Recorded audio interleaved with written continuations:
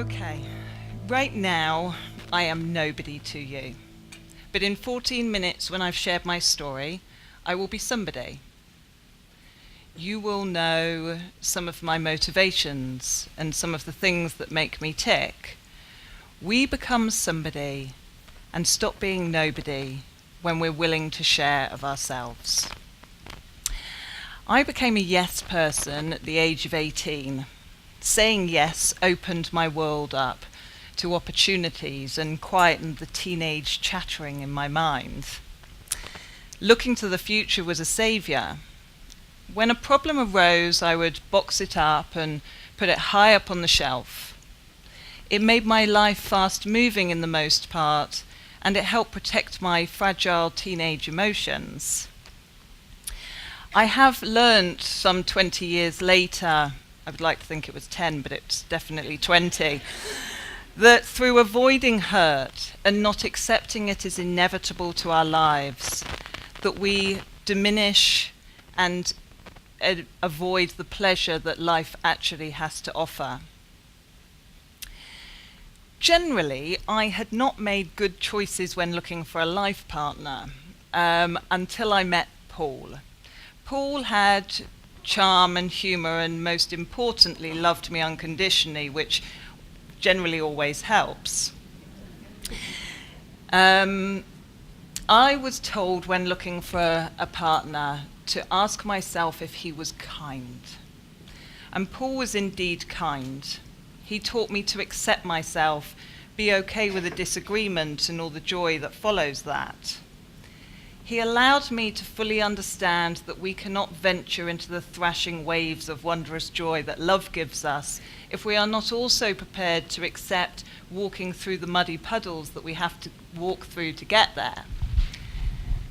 Fear and unfamiliarity, I have learned, often go hand in hand when trying to make a change in life. And subsequently, being unsuccessful, usually because we ask ourselves the following questions. What if we fail at the new career? What if he doesn't like me back? What if she says no? Bear with me. How myself and Paul met, we met through different work to that I do now. It was a corporate operational role. And as a woman, I was very eager to get ahead and prove myself to the world and to others. It had been such a huge part of my life. However, it was a roundabout that was constantly on the move, monotonous and sickening in the most part. But if you hold on, it's pretty safe. I knew what to expect and how to make it work, but the roundabout was not suited to me. It's easy to stay in a situation for familiarity, even when it's bad familiarity. It feels safer than jumping off the roundabout into the unknown. Doing something unfamiliar when we have relative safety holding on to that roundabout seems like the craziest and most fearful thing we could possibly do, even when the roundabout has become pretty sickening to be on. On the morning of the 23rd of March, I dropped Paul off for a charity cycle ride. At 8:30 a.m., Paul called me to tell me he thought he was having a heart attack. I tried to call back after 10 minutes, and a paramedic picked up and told me to make my way to the hospital. And at 9:15 a.m. when I arrived, they declared his life as expired. When I walked back into our front door that evening, holding the hospital bag with his belongings, his slippers sat by the door, waiting for him to fill them. I realized that all the things that had once been familiar would never be familiar again. The shelf with all the boxes on was about to come crashing down momentously. I had now not chosen to step off that roundabout. I was now being forced off by a hurricane. I didn't leave the house much in those following months. I couldn't have people around me and lived with the ghost of him in the house and in my life. I'm not sure if you've ever seen the movie Truly, Madly, Deeply. Juliet Stevenson and Alan Rickman. I can see a few nods from the 80s. It's a beautiful story and very romantic in a very strange way, but she lives with the ghost of her husband in the house, and he brings his other ghost friends and has a party and disrupts her grieving process. It was a little bit like that, only less romantic and probably a little bit more crazy, but it was similar. There is one story I wanted to share of those early days. I had managed to get out onto the beach that we lived on, and the sun was setting, and there was a horse being trained to do various impressive backward sequenced moves in figures of 8. In any normal circumstances, I would have been able to live in the present moment as I do now and appreciate what I had in front of me. At the time, I was so consumed by my own sadness, I was barely able to function. Came down the beach a stranger walking his dog, and he came up and asked me if the horse was mine and asked me some questions around living where I was. He started to tell me a story about in America how they train horses. It was this melodic story that kind of encapsulated me for 15 minutes. And that was the first time for those 15 minutes that I had been alleviated from the sadness. That man didn't know the impact that he'd had on that day. I've never met him again. But it alleviated me from the sadness, and it was a kindness. And I truly believe that he came and spoke to me because he thought that I needed it. That story of hope and love was enough to alleviate me and gave me an interesting kindness. My friends might call it a little bit of an obsession on the effects that it has and how we can put more of it into the world. So after 4 or 5 months and finding ways to cope with the overwhelming sadness, which stemmed from everything to writing a diary, watching comedy which I didn't laugh at, but it helped neutralize the sadness in some way, reading about various religions, trying to find an answer to my question that went over in my mind, where have you gone? I eventually started to rise up out of the darkness. This was not because somebody helped me. It was because I was willing to help myself. What I found is as long as you can keep hope in your heart, while you may not be ready to make the change in that very moment, eventually hope will manifest itself and it will become the instrument of change you need to see in yourself and be in the world. My obsession for kindness turned into 100 blogs, traveling the world, seeking out people doing extraordinary acts of kindness, and subsequently created a cause called Sunshine People. Sunshine People is where I do sponsored activities each year. I don't ask people to sponsor me by donating money. I ask them to show their support to my event by doing an act of kindness for a stranger and then telling me about that on the website.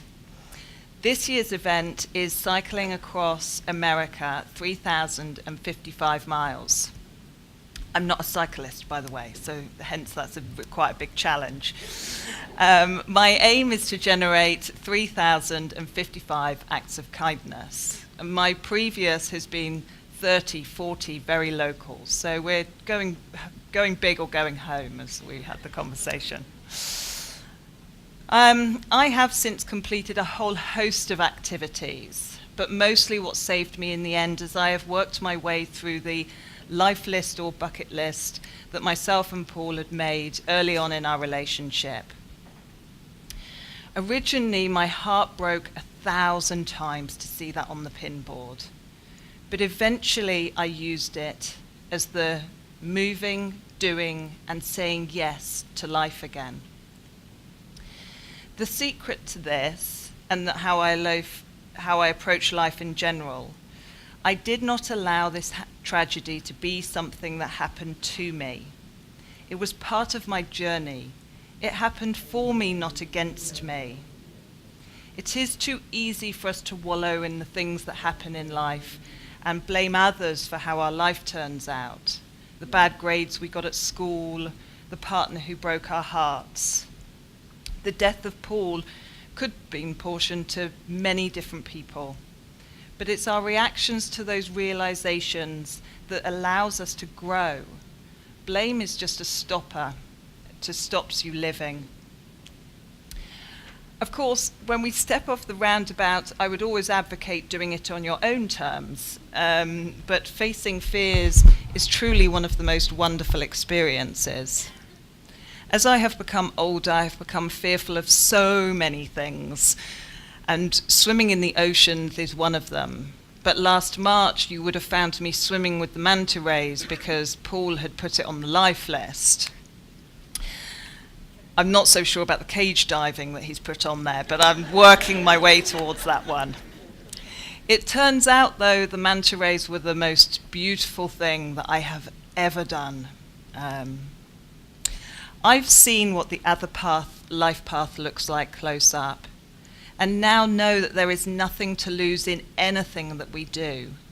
It is more scary lying on the living room floor than taking that leap of faith.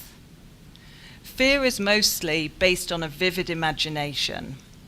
What could happen, not what we know will happen. Fear of change just holds us back from the joy of self-discovery, a place where the world becomes lighter and knowledge easier to find. Before seeing death close up, I was that person holding onto that rail for dear life. It is easy for me now to sit on the park bench and watch it spin and tell the others how easy it is to jump off. My advice to anyone who is unsure of making a change or fulfilling a dream is to ask yourself one question. If I only had a year to live, would I regret not doing this? Because your answer to that will tell you if it is something that you should pursue. Regret is the biggest thing discussed in those last dying conversations. I have learnt some amazing and great things listening to people all over the world in the past 6 years, and they can be summarized something like this. Be with people. Human connection, good, bad, and indifferent, is the greatest gift to how we develop and find understanding of ourselves if we are willing to learn. Without judgment, really hard, but without judgment, be willing to learn and embrace every culture, country, point of view, and person you encounter. They all have a story that's amazing, interesting, and will teach you something about yourself if you're willing to listen. Be the instrument of change in yourself, and then have something that's more important than you. Put no value on material items. The happiest people I met had nothing at all, and the kindest were willing to give it all away. Lastly, but certainly not least, be as kind as your heart will allow. Continue to work at that skill. I, for one, am always working on it, even though I advocate it so well. But it was what helped me rise from the ashes, and a kindness approach to life will change the world we live in. Thank you very much.